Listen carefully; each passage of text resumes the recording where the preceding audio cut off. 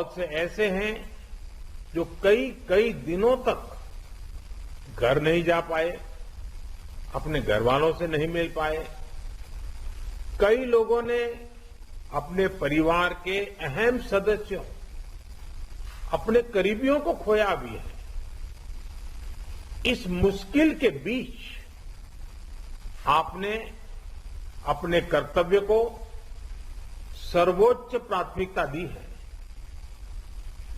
अभी आपसे मैं कई साथियों से अपने अनुभव सुनने का मुझे अवसर मिला। वैसे मेरे सामने काफी लोग हैं, लेकिन हर एक को तो संभव नहीं हुआ है। लेकिन हर एक के पास कुछ न कुछ नया था, कुछ न कुछ इनोवेटिव था और अपने तरीके से रास्ते खोजे थे। और सफलता के लिए यही सबसे बड़ा काम का होता है कि आप मूलभूत विचार को कितना लोकलाइज बना करके सेट करके उसका उपयोग करते हैं। कई अच्छे इनोवेटिव प्रयास है। जिन लोगों का आज बात करने का मौका नहीं मिला है, उनके पास भी बहुत कुछ होगा।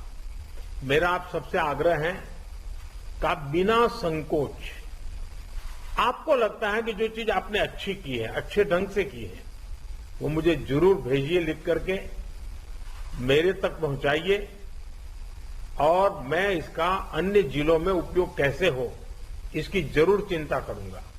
क्योंकि आपकी मेहनत, आपके इनोवेशंस, ये देश के भी काम आने चाहिए। और मुझे विश्वास है आज जितनी बातें मेरे सामने आई, ऐसी बहुत सी बातें हैं जो हमें काम आएगी। और इसलिए मैं आपसे इंतजार करूंगा कि आप अपनी कुछ चीजें जरूर मेरे से शेयर करिए। आपके हर प्रयास की मैं भूरी भूरी प्रशंसा करता हूं, सराहना करता हूं। साथियों, हमारे देश में जितने जिले हैं उतनी ही अलग अलग चुनौतियां भी हैं।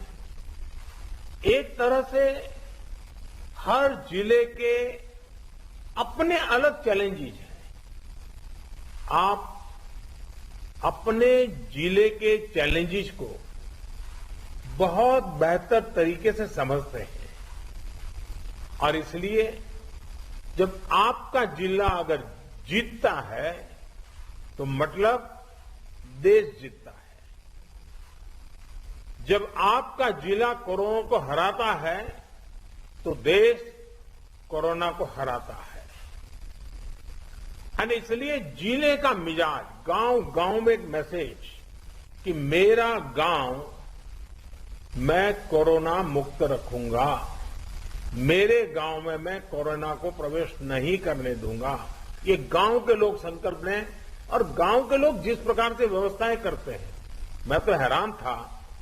पिछले बार जबकि यह कालखंड था और पता नहीं था कि इस स्थिति में कैसे करना, फिर भी हमने गांव में एग्रीकल्चर सेक्टर के लिए कोई लॉकडाउन नहीं लगाया था। और मजा यह है कि खेतों में गांव के लोग काम करते थे तो खेत में भी सोशल डिस्टेंसिंग के साथ खेती के काम शुरू किए थे। पिछली बार आपको याद होगा।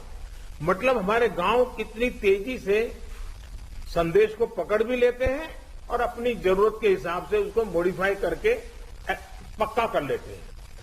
गांव की ये ताकत है। मैंने देखा है आज भी कई गांवों ने अपने यहां आना जाना सब बहुत अच्छे ढंग से मैनेज किया है। गांव की जरूरत के लिए एक या दो लोग बाहर जाते हैं, चीजें लेकर के आते हैं, गांव में बांट देते हैं और गांव में से कोई मेहमान भी आए तो उसको पहले बाहर रखते हैं। गांव की अपनी एक ताकत होती है, उस ताकत का अपना एक उपयोग होता है। और मैं साथियों कहना चाहूंगा कि कोरोना के खिलाफ इस युद्ध में आप सब लोग एक बहुत महत्वपूर्ण भूमिका में हैं। आप एक तरह से इस युद्ध के फील्ड कमांडर हैं।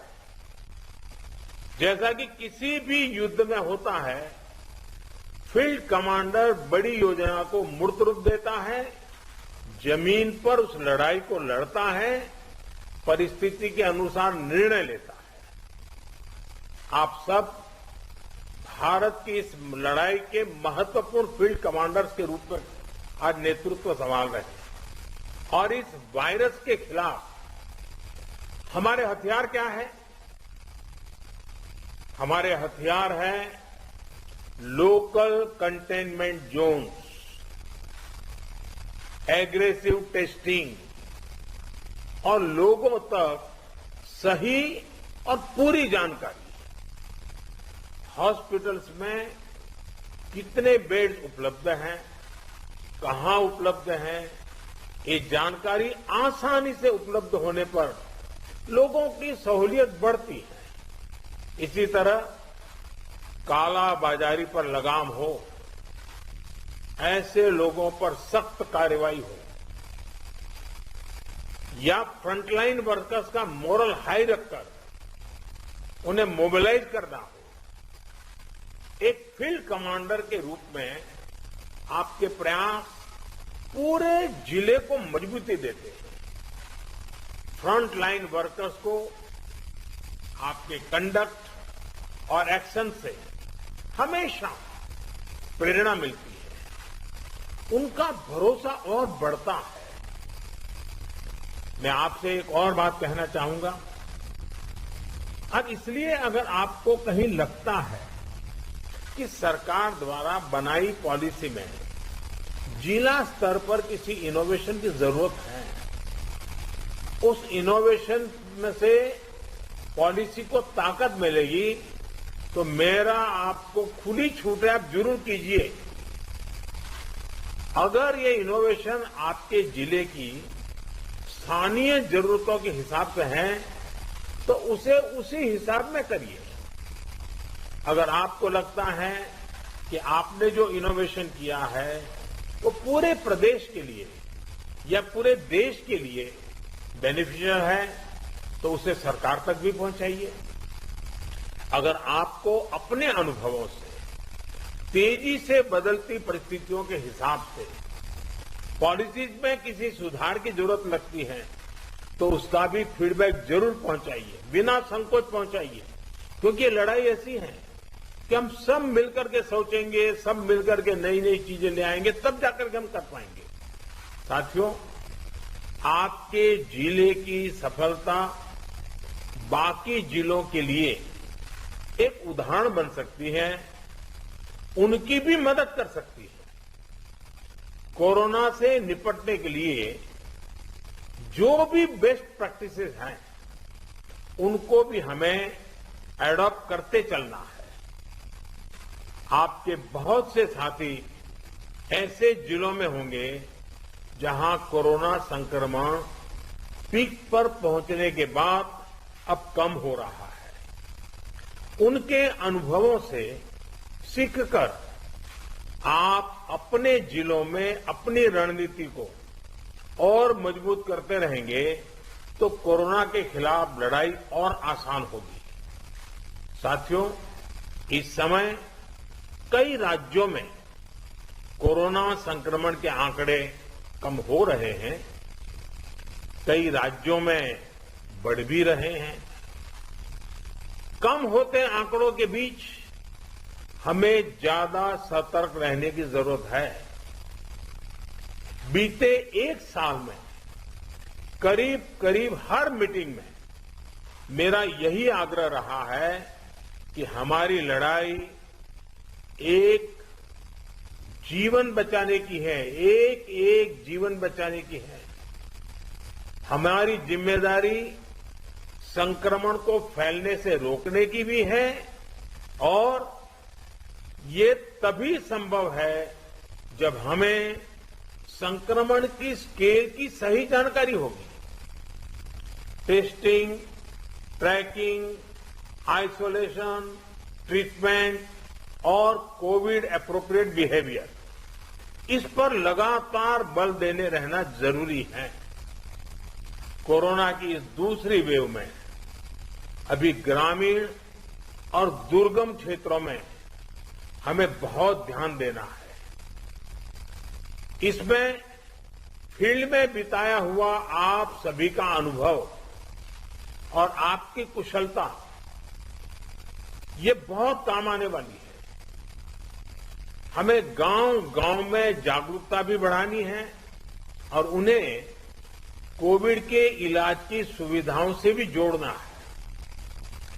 बढ़ते हुए केसों के और संसाधनों की सीमाओं के बीच लोगों की अपेक्षाओं को उचित समाधान देना हमारी सबसे बड़ी प्राथमिकता है। सारी चुनौतियों के बीच समाज के सबसे निचले छोर पर खड़े व्यक्ति का चेहरा ध्यान में रखते हुए हमें काम करना है। उसका कष्ट दूर हो, उसको मदद मिले, हमें ऐसी व्यवस्थाओं को और मजबूत करना है। इस बहुत बड़े वर्ग तक जब प्रशासन का एक भी व्यक्ति पहुंचता है तो या उससे संपर्क करता है, उसकी बात सुनता है, तो उससे बहुत बड़ा विश्वास जगता है। बीमारी से लड़ने की उसकी ताकत कई गुना बढ़ जाती है। जैसे हम देखते हैं, जब होम आइसोलेशन में रह रहे परिवार के पास प्रशासन के लोग ऑक्सीमीटर लेकर जाते हैं, दवाएं लेकर जाते हैं, तो उसकी खोज खबर लेते हैं, तो उस परिवार को संबल मिलता है कि हम अकेले नहीं हैं। साथियों, कोविड के अलावा आपको अपने जिले के हर एक नागरिक की ईज ऑफ लिविंग का भी ध्यान रखना है। हमें संक्रमण को भी रोकना है और दैनिक जीवन से जुड़ी जरूरी सप्लाई को भी रोक टोक चलाना है। इसलिए स्थानीय स्तर पर कंटेनमेंट के लिए जो भी गाइडलाइंस जारी की गई है, उनका पालन कराते समय इस पर भी गौर करना है कि गरीब को परेशानी कम से कम हो, किसी भी नागरिक को परेशानी ना हो। साथियों, पीएम केयर्स के माध्यम से देश के हर जिले के अस्पतालों में ऑक्सीजन प्लांट लगाने पर तेजी से काम किया जा रहा है। कई अस्पतालों में ये प्लांट काम करना शुरू भी कर दिया। जैसे अभी चंडीगढ़ का हमने सुना, कितना बेनिफिट हुआ उनको। और इसलिए आपसे मेरा आग्रह है कि जिस भी जिलों को ये प्लांट अलॉट होने वाले हैं, वहां हर जरूरी तैयारी पहले से पूरी होने पर ऑक्सीजन प्लांट और तेजी से सेटअप हो जाएंगे। अस्पतालों में ऑक्सीजन मॉनिटरिंग कमेटी जितना सही काम करेगी, उतना ही ऑक्सीजन का सही इस्तेमाल हो पाएगा। साथियों, टीकाकरण कोविड से लड़ाई का एक सशक्त माध्यम है। इसलिए इससे जुड़े हर भ्रम को हमें मिलकर के उसको निरस्त करना है। कोरोना के टीके की सप्लाई को बहुत बड़े स्तर पर बढ़ाने के निरंतर प्रयास किए जा रहे हैं। वैक्सीनेशन के लेकर व्यवस्थाओं और प्रक्रियाओं को हेल्थ मिनिस्ट्री लगातार स्ट्रीमलाइन कर रही है। कोशिश ये है कि अगले 15 दिन का शेड्यूल राज्यों को एडवांस में मिल जाए। इससे आपको भी पता रहेगा कि जिले में कितने लोगों के लिए वैक्सीन उपलब्ध होने जा रही है और आपको किस हिसाब से तैयारी करनी है। वैक्सीन वेस्टेज रोकने में जिला स्तर पर सही प्रबंधन की भूमिका के बारे में भी आप अच्छी तरह जानते हैं। आपके सहयोग से वैक्सीन वेस्टेज पूरी तरह रुक सकती है। इतना ही नहीं, ऑप्टिमम यूटिलाइजेशन की दिशा में हम सफलतापूर्वक आगे बढ़ सकते हैं। साथियों, ये समय एक प्रशासक के साथ ही एक ह्यूमन रिसोर्स और लॉजिस्टिक मैनेजर के रूप में भी आपकी भूमिकाओं को टेस्ट कर रहा है। मेडिकल से जुड़ी सप्लाई ही नहीं, बल्कि आपके जिले में दूसरी जरूरी सप्लाई भी पर्याप्त हो, ये बहुत जरूरी है। बरसात के मौसम में हम सब जानते हैं कि आप जो रोजमर्रा सरकार के कामों में जुड़े होते हैं, लेकिन जैसे ही जून महीना सामने आना शुरू होता है, आपका ध्यान मौसम, बारिश, क्या हो सकता है, क्या कर, उसमें जाता ही है। काफी आपको अटेंशन देना पड़ता है। और इस बार भी बारिश अब शुरू होने जा रही है, तो स्वाभाविक आपको बरसात के मौसम की जो चुनौतियां हैं, जो एक्स्ट्रा आपके लिए बर्डन भी होती हैं, जिम्मेवारी भी होती हैं, और इसलिए आपको बहुत तेजी से अपनी जरूरतों को मैप करना है और जरूरी प्रबंध करना है। अब कई बार तेज बारिश के कारण बिजली चली जाती है और कहीं अस्पताल में बिजली चली गई तो बहुत बड़ा संकट हो जाएगा ऐसे समय। तो ये चीजें अभी से हमको सोचनी पड़ेगी। चुनौती बड़ी है, लेकिन हमारा हौसला उससे भी बड़ा है और हमारा रिस्पांस न भूतो न भविष्यति, ऐसा ही होना चाहिए। इसी हौसले और संकलन के साथ, इसी इरादे और संकल्प के साथ हम देश को इस संकट से बाहर निकालेंगे। अभी कोरोना के खिलाफ आपको जो अनुभव मिलेंगे, वो भविष्य में भी आपके भी और देश के भी बहुत काम आने वाले हैं। इन अनुभवों का सही इस्तेमाल करके आप आगे भी देश की बड़ी सेवा कर सकते हैं। मुझे विश्वास है कि आपके सहयोग से, आपके कुशल नेतृत्व से, आपके कुशल प्रबंधन से भारत कोरोना के खिलाफ इस लड़ाई में मजबूती से आगे बढ़ेगा। मुझे खुशी है कि आज सभी जो राज्य इस मीटिंग में हैं, उनके सभी माननीय मुख्यमंत्रियों ने भी समय निकाला। जब कार्यक्रम की रचना कर रहे थे, तब लग रहा था कि मुख्यमंत्रियों का समय इसमें व्यस्त करने की जरूरत नहीं है, क्योंकि जिले के लोगों से बात करना है, वो तो जानते ही थे।